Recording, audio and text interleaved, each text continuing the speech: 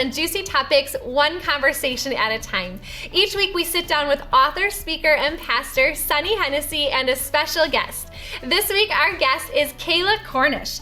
Kayla is a local skincare and makeup expert and an independent pink Cadillac sales director with Mary Kay. Her joy is to support busy women by creating simple and personalized beauty routines. She is the wife to her husband Christian and proud mama of 4 kiddos, and get this, all age 5 and under. It's unreal. On today's episode, we'll be talking with Sunny and Kayla about being a Jesus girl in the business world, and that would make a really great book title. Yes, it would. Write it. Next book. Yes. So Kayla, you are a Jesus girl in the business world. Mm-hmm. Do you find there's a struggle in owning your faith while you're owning a business? Yeah, I would think that there's a challenge there, and I think it's a challenge to want to feel the resistance of incorporating both, but I feel like as a Jesus girl, we have no option. It's like God is our CEO, and to combine the two really is our only purpose, I see, as a businesswoman, as a Jesus girl as well, because our role is to glorify Him and to point people back to Him. And so there is a struggle, and I think that that's something to navigate. You know, as a Jesus girl, you have to navigate what that looks like. So good. I've never heard that. God is the CEO. Yeah, I love that. I'm taking that on. That's my thought process. That's stolen. I love that. Well, and you said it's not an option, rather than it being, well, this is the compartment that God lives in, the compartment business lives in. It's like He's overarching. How is there an option to not have Him there? For you, there isn't. For any of us Jesus girls. I love that. That's so good. Yeah, and I almost wonder too that if there is a Jesus girl who wants to own a business, I think the compartmentalizing sometimes can almost freeze us from developing into who He wants us to be as a businesswoman, because we're trying to keep them separate. And really He put us in business on purpose. Well, and authenticity is something people want. They want transparency, and you can spot someone who is compartmentalizing. Like, it's, people want to know you're a mom, and there is no take that hat completely off. Like, you might be not at home, but you're still a mom, and there's no taking the Jesus hat off. So I love how you framed that. Yeah, and I'm also curious to know, with you just being such a strong businesswoman, how do you show up authentically in both realms and almost mix the two? Yeah. In ministry and in business. We did a Cheery Conversation about personalities, and then I discovered something entirely new. And that's, you can find out your personality, and I know, okay, Enneagram, I'm a 7, or I'm a sanguine in temperaments, and I can figure that out. But I just learned something, that actually it's normal to have your personality change a bit according to situation. The situation, the environment. Well, a lot of people feel guilty about that. They think, well, this is who I am when I'm comfortable, but then I change into a new person. We don't.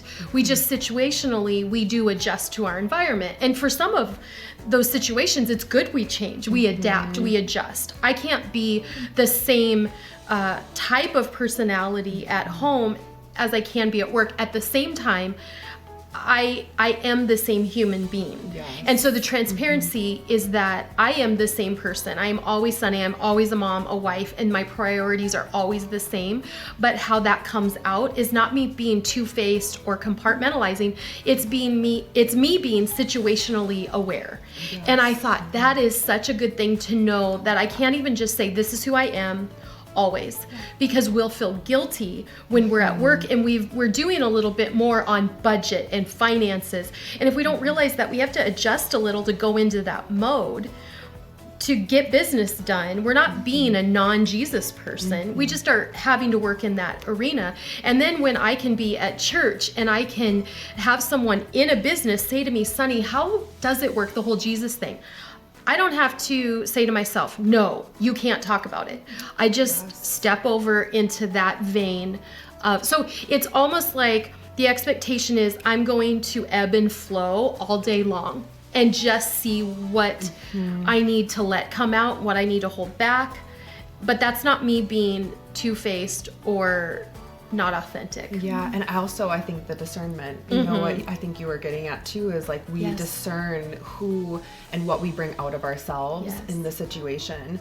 And I think too, we're always growing and changing. Yeah. And so the person we are next year could show up a little differently just because Absolutely. of how we've grown in business and then outside of our business. Well, too.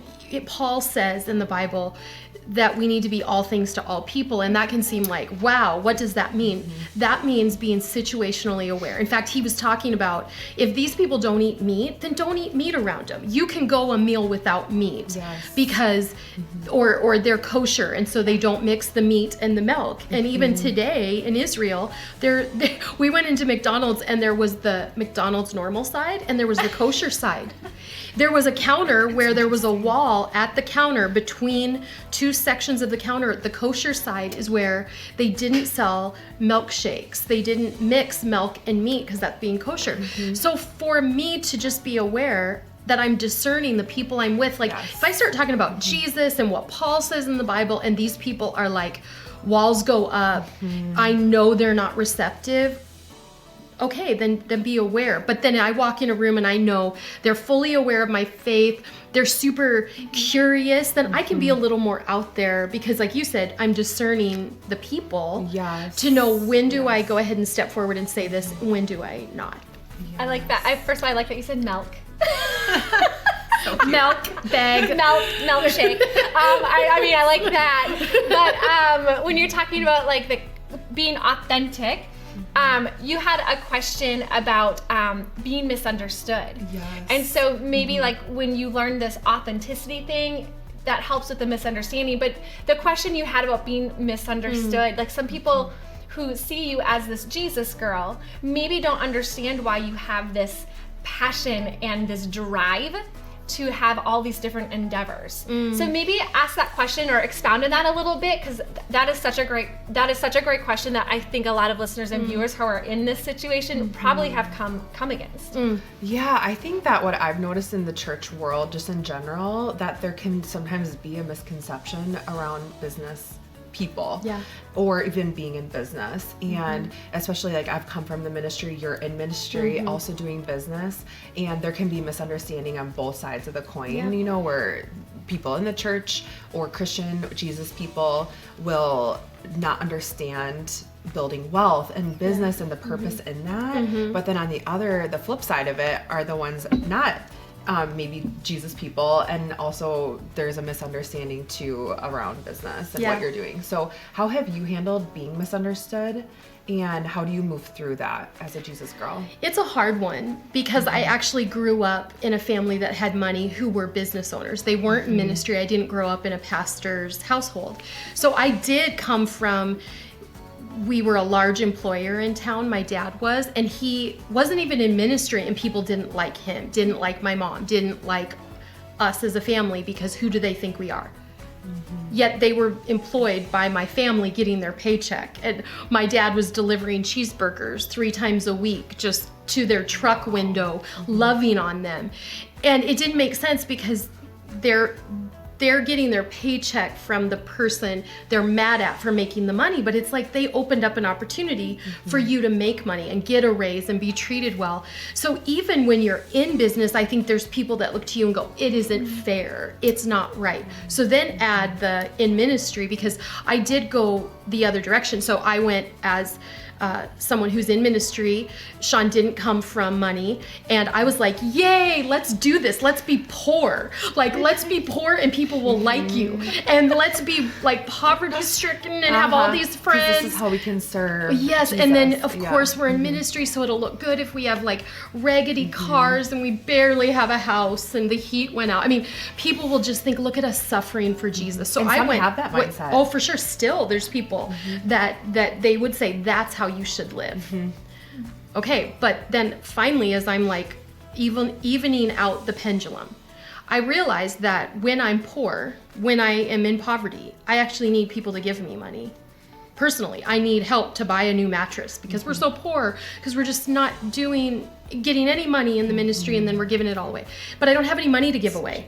So when I realized if we do a business, and the church owns the building, they're making the money on the rent, and us doing that business began to bring in income for the church, which then meant the church could do more. And I thought, why can't I do that personally? If I make more, as a human being, as a personal person, not a pastor, and I'm tithing, the more money I make personally, the more I can give to my church. Yes. And so wouldn't it make sense that God wouldn't want me or need me to have wealth for me, but for me to have wealth to give it back to the kingdom, to God, is actually super godly.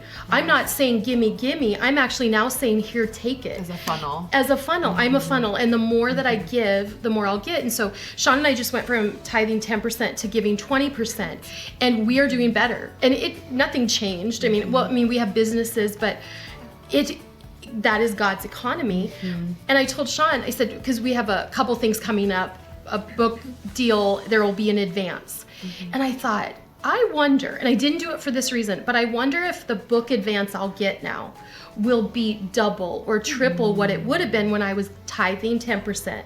Because now my 20% is that much more. Why wouldn't God use me as a funnel, as a feeder back into the ministry? So I think I just come to grips with it now, to know I come from a family of business owners, of entrepreneurs. I believe God does want me to be someone who does good with my money, and so I have money. Because I think I'm overthinking poverty is good. Yes. Poverty is noble. I'm not saying that it's awful. I'm saying it is a struggle, or it wouldn't be called poverty. And I don't think I'm meant to struggle. I think I'm meant to thrive so that I can help others thrive. Because if I'm struggling, I can't help others out of the struggle. So I'm actually just in this new season of understanding that this late in the game. I almost too, when I think of that money flow, that funnel, that we receive more based on the value we give to the world. So we are receiving more because if we're adding value, it's almost like an exchange of value. And So good. so I love that mindset. That's helped me come to grips with it. And I think that I really relate to the poverty mindset, because I think at one point in my Jesus journey, I thought I had to be a missionary in a third world country to be sold out for Jesus. Yep. And I felt like I had this contradiction within me when I felt called to business and knew that he was calling me to business. I felt like, how can I do business and do this poverty lifestyle? Yeah. And you can't do both, but you can still have the same heart and the same mindset of like, I glorify the Lord in whatever I do. Right. And so attracting people to you so that you can share the gospel, whether you're a missionary or a pastor or a businesswoman or all of the above. Yeah, it's all about pointing people back to him. And I think the love of money, that's different than Yes, having money. absolutely. Having money isn't evil. The love of money is evil. Yes. And then the non-generous spirit, that's where we get in trouble. But Yes. if I'm not generous with $10, I'm not going to be generous with 1,000. I'm not going to be generous with 100,000. So I'm glad God worked it out in me to say, okay, your tithe isn't very much. You don't make much money, but I need you to do it. So then you get there, you do it, and then you give a little more, and you go, I like being generous, or it feels right to be generous. And that generosity is what counteracts the love of money and that being evil. The gratitude with that. And I think also when you're new in business, I think really being obedient and disciplined with your money management. Yeah. I think this is huge in the Christian business world, is that we can bring and show people like the goodness of God by just us being disciplined with what he's already given us, because then there will, we trust that he will provide more so we can give him more glory. Right. But don't you think that there have been people that have made people who have money look bad? Like they've made money look bad. Absolutely. So we throw It's a the baby misconception. out with the bathwater. Yeah. But why do we never look at that and go, people who don't have money make poor people look so bad? People who have money make money look so bad. Like that, but isn't that the enemy? Like he just Totally. gets us Turning it around. fixated on that you have too much. But I find that the people, even the people who worked for my dad, who my dad loved on them. I mean, he was getting out in South Dakota weather, below zero temperature, saying, don't open your door, don't get out of your truck.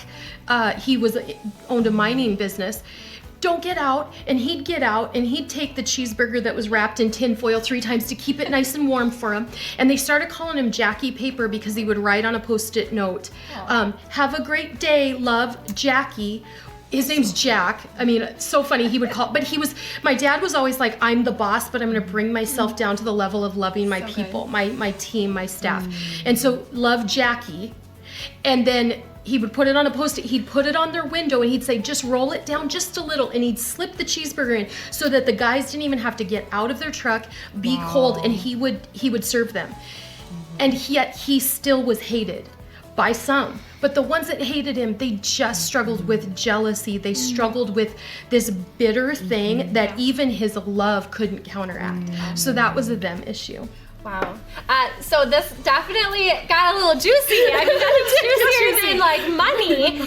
But I love that conversation because money is always a very hard conversation to have, especially when you're talking about being a Jesus person, and there's definitely misconceptions. So great question. We're gonna take a quick break, but stay with us because when we come back, we're gonna continue talking with Kayla and Sunny all about Jesus and business.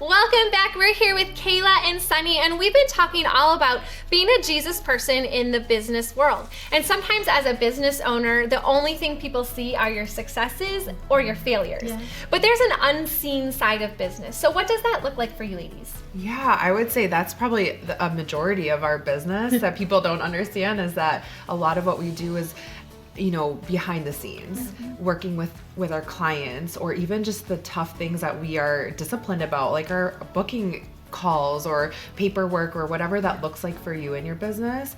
And a lot of times, our obedience to God is in those unseen times. Yeah.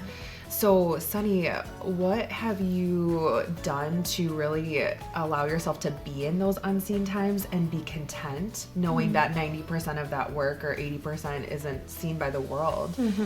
How do you find contentment in that?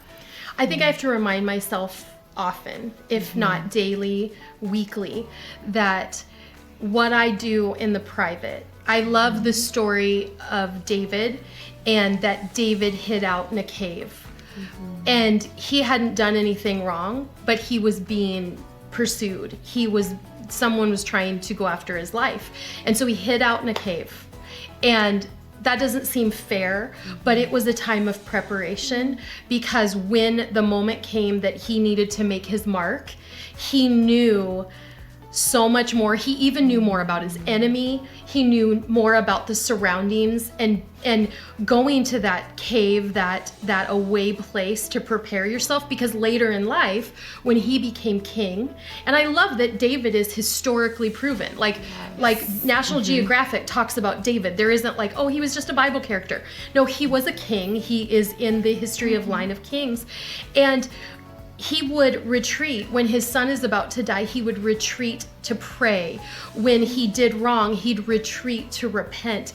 And in the waiting, he would retreat and he would seek God, so that when he was in the spotlight, he knew not just the safe place, but the difficult place is when you have to retreat and seek God. So I don't feel like anything that's coming out publicly that I'm doing, that I'm involved in, has anything to do with everything I did out in the public. It's a reflection of what God has told me to do in the private. Yes, and so my time in the morning, if I have more time in the morning, I am better when I get out in public. Then add that up 3 times, 4 times a week. Then the next week, I'm a better business owner, pastor. I write better because of that time in the unseen. And some of that unseen time is a struggle. Like David was struggling. He's asking why. He wasn't like, oh, Jesus, I love my time with you. He's like, this stinks and I hate life right now.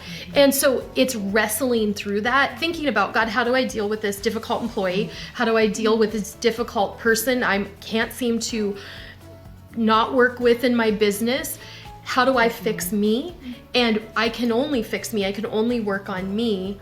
What do you want me to do? It's massive. It's like you said, it's the 80, the 90% of what we do, because nobody was an overnight success. No movie star, no singer, no author. I mean, some of the authors we now know are incredible wrote 25 books. And now we're like, oh, have you read their first book? They're awesome. And they wrote all these cruddy books. Or they're not that bad, but they put in all this time and effort, didn't get the spotlight, but they were doing that back in the unseen, in the private. Yes, and then just having faith that when we are in those unseen times, that the Lord is using those seed planting moments that no one can see, the world cannot see, that He is going to develop those into what He wants them to develop into. Yeah, which is funny because Cheery Conversations is exactly that. I don't know the questions you guys ask ever, and that's on purpose. I thought, and I kind of think it's because I probably do better on the fly. My personality is, I don't want to overthink it, overscript it. The reality is, what I do when I'm spending time with Jesus is just preparing for when somebody asks me a question, or do you want to become a partner in this business? I, in that moment, didn't have to say, let me get back to you in 3 weeks. I'm going to go and do a pros and cons list. I'm going to talk to Sean. I'm going to pray on it. Like, I knew all of this quiet time with Jesus for years has prepared me for the moment I'm asked. Now, I don't always make a decision on the spot or have a conversation on the spot, but think about the conversations you have with your team or with clients, that you're on the spot in that moment. And you don't get to say, can I get back to you on everything? Some things you do, and you're wise to say, let me get back to you on that. But a lot of things, you're just on the spot. And Cheery Conversations would be an exact example of that. That the things that come out of these conversations, I know next week I better fill up so that the next time we record these, that God's revealed stuff to me about Joseph's life, about Paul, that can relate to real life, juicy topics. So good. Yes, being aligned with the Lord, I think, just equips us to be totally ready for whatever He has for us in business. And whoever we come across on a daily basis, because we are aligned with Him in the private time, we are equipped to make those decisions. That's I love so that. That's beautiful. That's so good. Okay, so I have a question, and it's the opposite of private. It's the opposite of private. Oh boy. Juicy. So juicy. So while you ladies are talking, it makes me kind of think about the view people have of Jesus people in the business world. So you know how celebrities are in the spotlight, and sometimes a celebrity will say, oh, well, they're role models, and sometimes they'll say, well, I don't want to be a role model. That's not what I signed up to do. But the reality is, you're in the spotlight. You're going to be seen. You're a role model. So the same goes for Jesus people in the business world. They own a business, or they just have like a leadership position, and they're known Jesus people. Do you think it is fair that people then put you at a different standard than someone who maybe isn't walking out their faith publicly? Because to be honest, if people know that you love Jesus and you're a Jesus person, they're going to be watching you. One, to maybe learn from you, but there is the reality that some people are also watching to see you fail. Because maybe they just have a different perspective of what Jesus people are. So do you think that's fair, that as you are a pronounced Jesus person in your business, that people hold you to a different standard? I think it's fair, because the Bible warned us that if you are faithful with the little, which most people who are influencers in a good way, they were faithful with the little, so that He'll give them more, and then you have to be faithful with a lot. Now, on the flip side of the people who it's not because they're faithful, they've just blown up, they're still influencers. And I think it's interesting we now use this word influencer, like really it's saying what has always been. Someone in the spotlight is influencing people. Someone who is a crabby boss is an influencer. And they should be not being crabby, because they are letting that trickle down and affect everybody under them. And a crabby, mean-spirited boss is really affecting the children of an employee because that employee comes home angry and strung out and also feeling devalued, so then they don't give words of value to their kids, and then does that go a generation deep, and then those kids grow up and their children are devalued, all because an influencer did wrong. So I think it's fair for Jesus people, and I think we better push forward. I think when an author comes out or a TV show comes out, and it's just, I haven't watched it, but the 90 Day Fiance, that's something that's out, or The Bachelor, and it's like, try it all out, try all these girls out, or The Bachelorette. That is influencing people. That's making my daughter think 90 Day Fiance, Bachelor, Bachelorette. I mean, if you just kiss or sleep with multiple people to figure out who you really want. Okay, well, we better come and counteract that as influencers. Like, why should the church and why should Jesus people shrink down and say, well, that's Hollywood? No, like, we have to be the opposite voice saying no. Like, you wait till you find that one, and you're gonna know in your spirit, not because you tried it out, was he a good kisser, was it all of the lights and action? It was, I know because I feel a peace in my spirit. Yes. I want to be that voice to women and to girls, so we better step it up. I totally believe it's the time for Jesus people to be influencers more than they ever have, and they have to get out of the four walls, because the only people who are going to hear it from the four walls are the people that come to the church and they choose it. But I don't choose to know Kim Kardashian's life, yet I still hear about it. I still see it. I see the effects of Victoria's Secret models that my son walks by in the mall, and my husband. I don't get that choice. So why should I not think I won't give the world the choice, but to hear about Jesus, that they can stumble upon Cheery Conversations, or they can open Life and Culture magazine, and sorry, but it's in your face. If you're going through grief and depression, Jesus is an answer. Just as much as Victoria's Secret model trickled down this nasty view of women, let's be just as bold. Yes, and I love that so much, that it's almost like it's not like whether it's fair or not. I think it's a true honor that we get to be women of integrity in our businesses, and to truly live out the scripture in what we do, because we get to point people back to him. And I think there's a difference between people who are Christian and just own a business versus business women who want it to be like kingdom focused, gospel centered.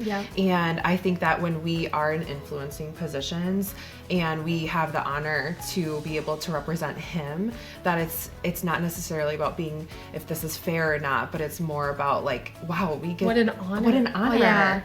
It's a perspective change, right? To Jesus. Yes. So good. That is great. I love how this is wrapping up influencer. Like, that is such a great word. And today's conversation was based about, if you're a business owner, if you're a Jesus person in the business world, but really Sunny and Kayla are talking about being influencers, and people don't have to be business owners to be influencers.